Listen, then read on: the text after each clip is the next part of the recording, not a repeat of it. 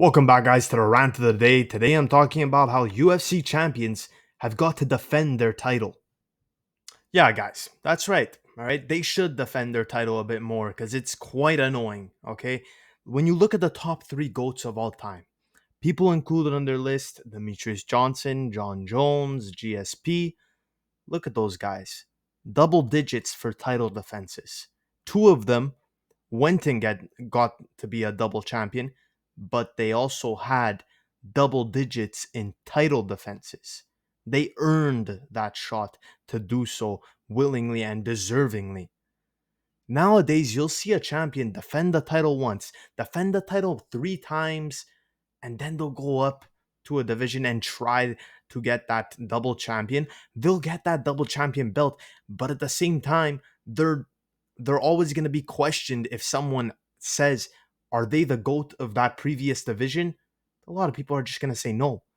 Like now, the situation we're in with Islam Makhachev leaving the lightweight division to go to welterweight. He had what, four title defenses or three title defenses? I believe four.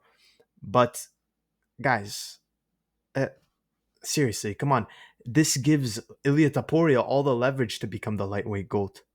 It does because he just he defended the belt just a tiny bit. It's not that much, guys. In comparison to who everyone says is the greatest of all time, it's nothing. You're doing nothing by doing that to yourself. Realistically, he should have defended that belt to Ilia Taporia and then he should have moved, or Ilia Taporia and maybe two others.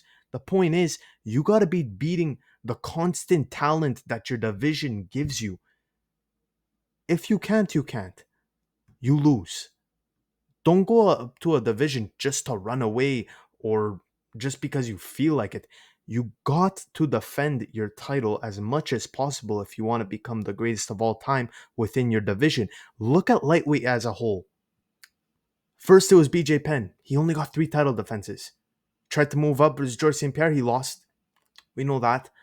Then, obviously, you have Khabib, who came right after around. Well, not right after, but you know what I mean. Who they said he was the go to lightweight. He got three title defenses: Conor McGregor, Dustin Poirier, Justin Gaethje. Very highly talented fighters, very highly touted fighters. But now everyone just says, okay, but they were all strikers. They're all strikers primarily. He never fought someone who was well rounded. Well, if Khabib stayed, he would have fought someone who was well rounded. Would he have beat him? We don't know. We'll never know. So he can't be the go to that division. Then you got Islam Makhachev. He comes into the picture. He actually has a pretty good resume. He's beaten some good talent. He's beaten Charles Oliveira. He's beaten Arman Saryukin. He's beaten Dustin Poirier. He has a good overall resume. But then he moves up to welterweight, right when his resume is building to be a solidified lightweight GOAT. But now it's so easy for him to not become the GOAT of that division. Ilia Taporia just has to defend the title three times, three, four times. Even if it's three times and it's over quality opponents, very highly,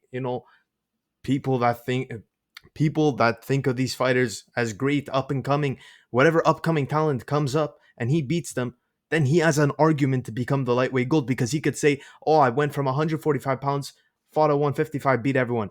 But the same could be said about Ilia Taporia. No one thinks Ilia Taporia is the GOAT of featherweight, even though he knocked out the featherweight GOAT in Volkanovski. Why? Because he didn't get title defenses. He didn't get title defenses. So how can you say someone's the GOAT of the sport if they don't get title defenses? I understand reigning over two divisions. Yeah, cool.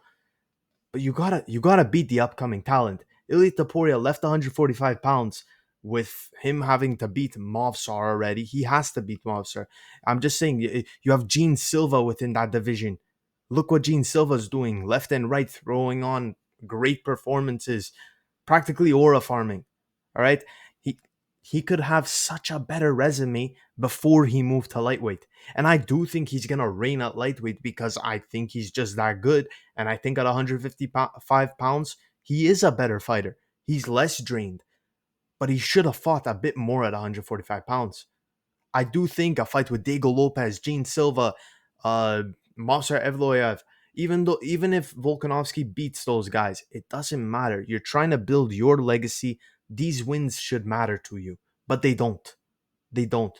And that's the problem with every division. The only two guys that I believe right now, well, not just them two, but they're doing it properly, is Marab and Pantosha. Pantosha has talked about how he'll never go up to 135 pounds and he just wants to defend his belt as much as possible versus the upcoming talent within his division. Look who he's fighting, the most dangerous guy within his division right now, just because of, his come up and his upbringing within the division in Joshua Van. The guy's putting up 8.67 uh, hits per minute, whatever, guys, punches landed per minute. That's pretty insane. And he's willing to just stay within his division, defend his belt, and become the GOAT of his division. That's the way fighters should be. And then you look at Marab. Look at Marab. He doesn't want to go up to 145 pounds. He doesn't want to go down to 125 pounds. He says 135 pounds. I'm defending my title. I want to beat everyone within my top 10. And then I could retire. He didn't say he'll retire, but I'm just saying, guys, if he beats everyone within his top 10, he could retire. He already got 5 down or 6 down or something. But guys, it's just quite annoying to me how so many people are just jumping between division without getting these title defenses. And I think it should be so much more important to these fighters.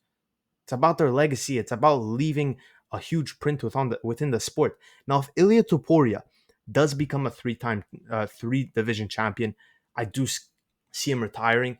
But the thing is, I don't like the questions that will be asked about him. What if he stayed?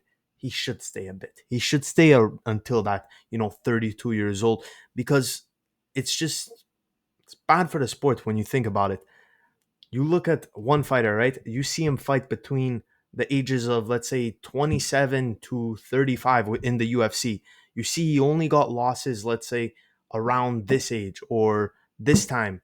For Ilya Taporia, let's say he fights until he's 30 years old, he retires. You'll never see what a 32-year-old Taporia looked like versus a prime up-and-comer. I'm just saying. I know it sounds a bit, chitter-chatter, whatever. But I'm just saying, guys, it just annoys me because these guys have the talent to become the GOATs of their division, but they just don't. They just jump divisions.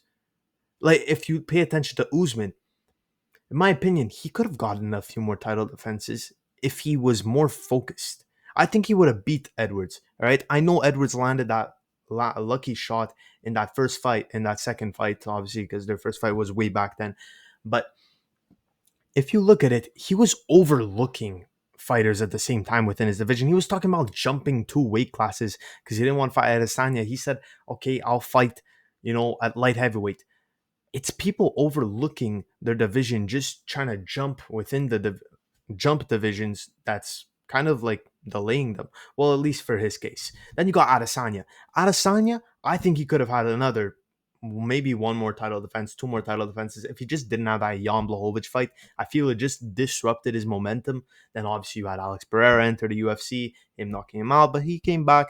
But guys, I just feel that you should really earn your shot at jumping divisions. Like, if you even look at Adesanya, what do you have? 4 title defenses, 3 title defenses before he fought Jan Blachowicz? Again, that's nothing. That's nothing. But guys, that's the video, all right? I want to know, are you guys a fan of just these fighters trying to become champ, triple champs? Or would you guys like to see them just defend to the whole division and actually see how their fight style, is versus a power puncher, a guy that could box and do jiu-jitsu like Ilya Taporia? I'm just saying, styles make fights, but it doesn't look like fighters want to fight certain styles within their division. I'll see you guys in the next one. Let me know. What do you think?